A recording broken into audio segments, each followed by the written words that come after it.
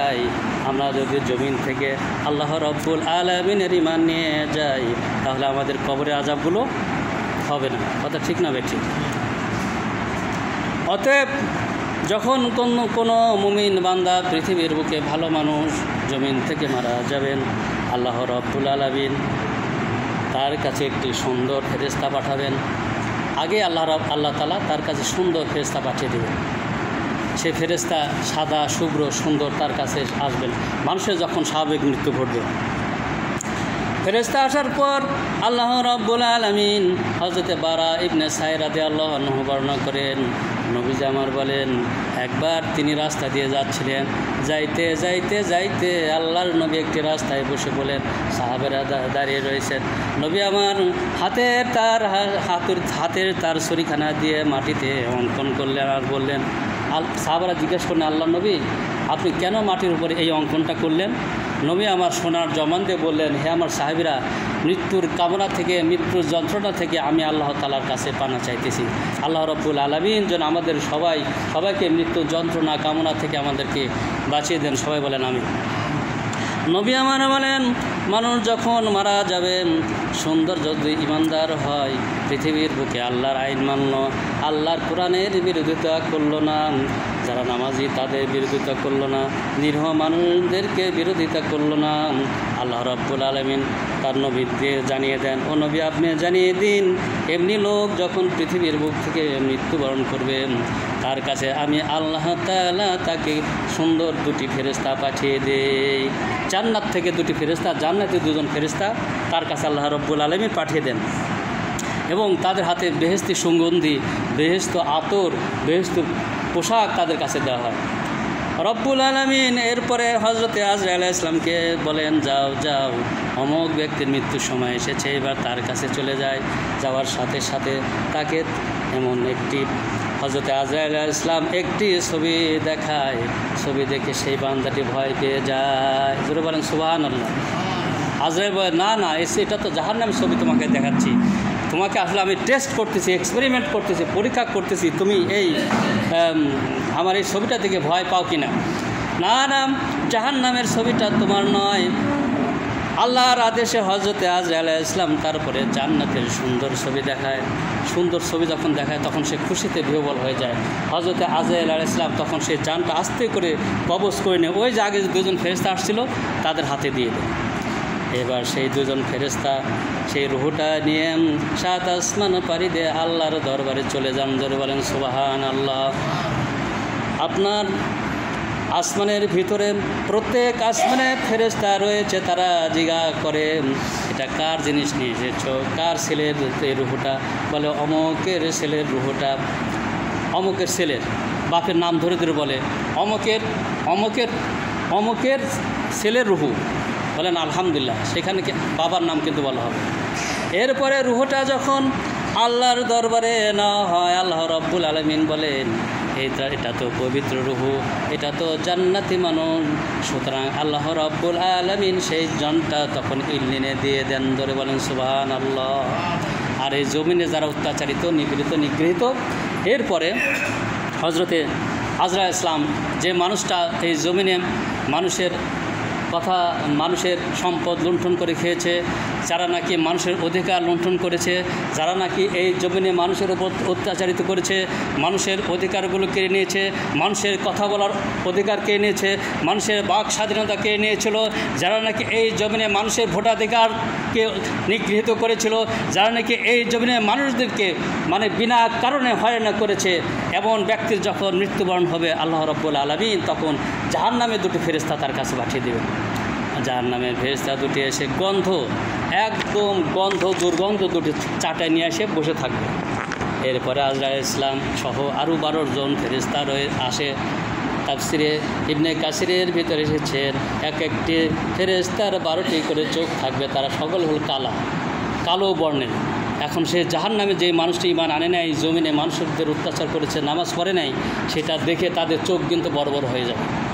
এরপরে আজরাইল আলাইহিস সালাম এমনভাবে তার জানটা কবজ করে নিয়ে যাবেন, আল্লাহ রাব্বুল আলামিনের কাছে বলবেন, আল্লাহ রাব্বুল আলামিন বলবেন, এই জানটা আমার কাছে আনার দরকার নাই, এই জানটা তুমি সিজ্জিনে ফেলে দাও। বিজ্ঞান গবেষণা করে দেখেছে সেই অস্ট্রেলিয়া একটি আপনার যে মহাসাগর রয়েছে, মহাসাগরের সেই 11 ফিট নিচে শুধু মানুষের কান্না হাজারি। বিজ্ঞান গবেষণা করে দেখেছে সেখানে শুধু আগুন জ্বলছে আর আগুন জ্বলছে, আর সেখানে মানুষেরা হা হা করে কান্নাকাটি করছে। আল্লাহ রাব্বুল আলামিন বললেন যে ইল্লিনের মধ্যে তোমরা সিজ্জিনের মধ্যে ফেলে দাও। সেটা হলো বিজ্ঞান প্রমাণ করে দিয়েছে মানুষের পাপিষ্ঠ মানুষের সেখানকার সেই আপনার সেই রূহগুলো সেখানে রাখা হয়েছে। সুতরাং আল্লাহ রাব্বুল আলামিন আমাদেরকে যেন সুন্দরভাবে পৃথিবী থেকে ঈমান নিয়ে আমরা চলে যেতে পারি, আল্লাহ রাব্বুল আলামিন সেই তৌফিক দান করেন। সবাই বলেন আমিন।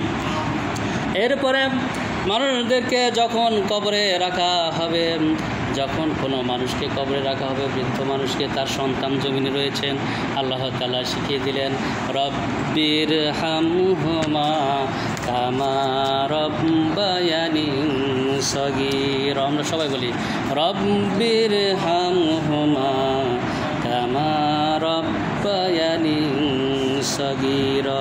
মানুষেরা যখন মানুষদেরকে যখন কবরে নেওয়া হবে, তার যদি সন্তান থাকে, আল্লাহ রাব্বুল আলামিন শিখিয়ে দিলেন মানুষকে ইয়াফিদ লাহুমা জানাহাদ দুল্লি ওয়ার রাহমা ওয়া কুর রব্বির হামহুমা কামা রব্বায়ানি সগীর। আমাদের অনেকে বাবা মারা গিয়েছেন কিনা বলেন, অনেকে মা মারা গিয়েছে। সুতরাং আমাদের দায়িত্বটা কি? আল্লাহ তাআলা দোয়া শিখিয়ে দিচ্ছেন, তোমরা এই বলে বলে আমার কাছে দোয়া করো যে রব্বির হামহুমা কামা রব্বায়ানি সগীর। নবীকে প্রশ্ন করা হলো, আল্লাহর নবী, যে সকল মানুষেরা মারা গেল, সন্তান পৃথিবীর মধ্যে রয়েছে, তাদের দায়িত্বটা কি? জমিনের বুকে যাদের সন্তান রয়েছে, তার বাবা মা মারা গিয়েছেন, তাদের দায়িত্বটা কি? হযরতে আব্দুল্লাহ ইবনে আব্বাস থেকে হাদিস এসেছে, তাদের দায়িত্ব হবে 3টা। প্রথম হলো তারা দোয়ার মাহফিল করবে। কি করবে? দোয়ার মাহফিল করবে, ইস্তেগফার করবে, দোয়া পড়ে পড়ে বাবা মার জন্য দোয়া করবে, মানুষদেরকে সম্মিলিতভাবে নিয়ে তাদের জন্য দোয়া করবে, বা একাকী দোয়া করে কান্নাকাটি করে বাবা মার জন্য আল্লাহ তাআলার কাছে মাপ চাবে। কথা ঠিক কিনা? 2 নম্বর হলো, যদি সেই বাবা অথবা মায়ের জন্য যে ওয়ারিসটা করে গিয়েছিল, ওয়ারিস মা বলে গেল যে আমি মারা গেলে তাকে 10টা টাকা দিস, বাবা বলে গেল আমার বন্ধু যদি আসে তাকে বসায় তুই একটু খাওয়াইস, বা ওই জমির উপরে নিয়ে যায় তার জমির কিছু সম্পদটা তাকে দিস, এমনি যদি ওয়ারিস করে যায় তাহলে সেটা দিতে হবে। আর 3 নম্বর হলো, সব সময় বাবা মার যাদের সঙ্গে বাসাবাস করতো, মনে করেন আমার বাবা ইসমাইল পরামানিক, তার একটা বন্ধু ছিল, সে যদি এখন আমাদের বাড়ির পর আসে তাহলে কি করব? নবী আমার বলে দেন সেই বন্ধুর সাথে ভালো ব্যবহার করতে হবে, মায়ের বান্ধবীর সঙ্গে ভালো ব্যবহার করতে হবে। নবীজি আমার সোনার জমান দিয়ে বলে দেন, যদি বাবা মার বন্ধু বান্ধবীর সঙ্গে তার ছেলে সন্তান যদি ভালো ব্যবহার করে আসলে, তাহলে পরে সেই সওয়াবগুলো তার বাবা মার কাছেই চলে যায়। জোরে বলেন সুবহানাল্লাহ। শুধু তাই না, জমিনে অনেক কুলঙ্গার সন্তান রয়েছে। নবী আমার বলেন, ওই সন্তান কুলঙ্গার, ওই সন্তান বলিষ্ঠ হোক, ওই সন্তান অপমানিত হোক। হযরতে আবু হুরায়রা থেকে হাদিস, সাহাবেরা বলেন নবীজি আমার সামনে বসা রয়েছেন, নবীজি এই ওয়াজটি করতেছেন, ওই সন্তান ধ্বংস হয়ে যাক, ওই সন্তান অপমানিত হোক, ওই সন্তান জমিনে ধ্বংস হয়ে যাক। সাহাবারা বলেন, আল্লাহর নবী কোন সন্তানের আপনি ধ্বংস কামনা করলেন? নবী আমার বলেন, ওই সন্তান, যে সন্তান বাবা মা বেঁচে ছিল অথচ তাকে সেবা করলো না, তাকে গালি দিয়েছে, তাকে মারধর করেছে। কোন সন্তান বলেন তো? মার গায়ে হাত তুলে বলেন, হ্যাঁ, এমন সন্তান জমিনে আছে যে সন্তান বাবা মাকে দেখতে পারে না, মায়ের গায়ে হাত দেয়, বাবার গায়ে হাত দেয়। নবী আমার কেঁদে কেঁদে বলেন, আমার সাহাবীরা বলে দাও ওই সন্তান ধ্বংস হয়ে যাক, ওই সন্তান ধ্বংস হয়ে যাক যারা বাবা মাকে জমিনে থাকাকালীন তার গায়ে হাত তুলে, মাকে গায়ে হাত তুলে মায়ের রেখে যাওয়া ঋণগুলো পরিশোধ করে না, মায়ের জানাজার কাছে যায় না, মাকে মৃত্যুবরণ করেছে, মাকে দেখতে যায় না, মার কাছে যায় না, ভুল বুঝে মাকে ক্ষমা চেয়ে আল্লাহর কাছে ক্ষমা চেয়ে মাকে দেখতে যায় না। নবী আমার বলেন, ওই সন্তান ধ্বংস হয়ে যাক। সুতরাং জমিনে আমরা এমন সন্তান হতে কখনো চাই না। আমরা ভুল করতে পারি, মায়ের সঙ্গে খারাপ ব্যবহার করতে পারি, বাবার সঙ্গে খারাপ ব্যবহার করতে, কিন্তু মা আপনার মারা গেল, বাবা আপনার মারা গেল, তাই বলে কি মায়ের কাছে যাবেন না? বলেন এটা কি ঠিক হবে?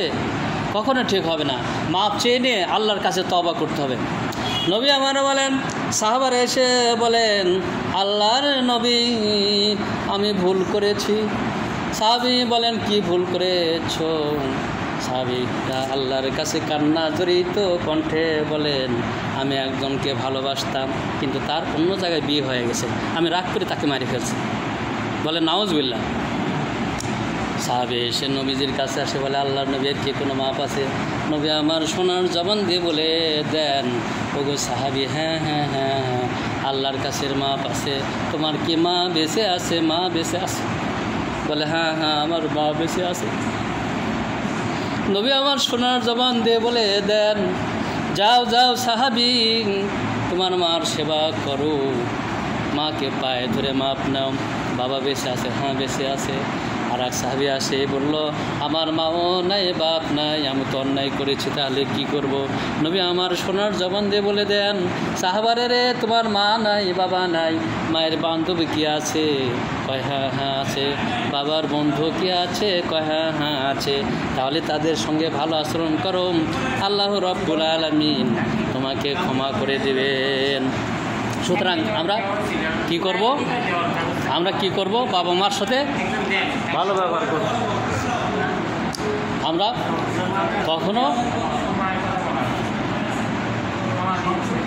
সুতরাং আমরা কখনো বাবা মার সাথে ভালো ব্যবহার, অবশ্যই সবসময় ভালো ব্যবহার করব, কখনো আমরা খারাপ ব্যবহার করব না। কারণ নবী আমার বলে, যার বাবা মা বেঁচে আছে তার বেহেশতের দরজা বেঁচে আছে। জোরে বলেন সুবহানাল্লাহ। যার বাবা মা নাই তার জান্নাতের দরজা বেঁচে নাই। কিন্তু বাবা মার যদি আত্মীয় স্বজন থাকে, বাবা মার দোয়া কালাম করে আল্লাহ রাব্বুল আলামিন তাকে ক্ষমা করে দেন। সুতরাং আসুন আমরা এখনই মাপ চেয়ে নেই। আমরা যতই পারক্কা হই, যতবারই হই, কারণ বাবা মার উপরে পীর আর কেউ নাই। বাবা মাকে আমরা সেবা করে জান্নাতে যাওয়ার চেষ্টা করে আল্লাহ রাব্বুল আলামিন আমাদের সেই তৌফিক দান করুন। ওমা তৌফিক ইল্লা বিল্লাহ। আসসালামু আলাইকুম।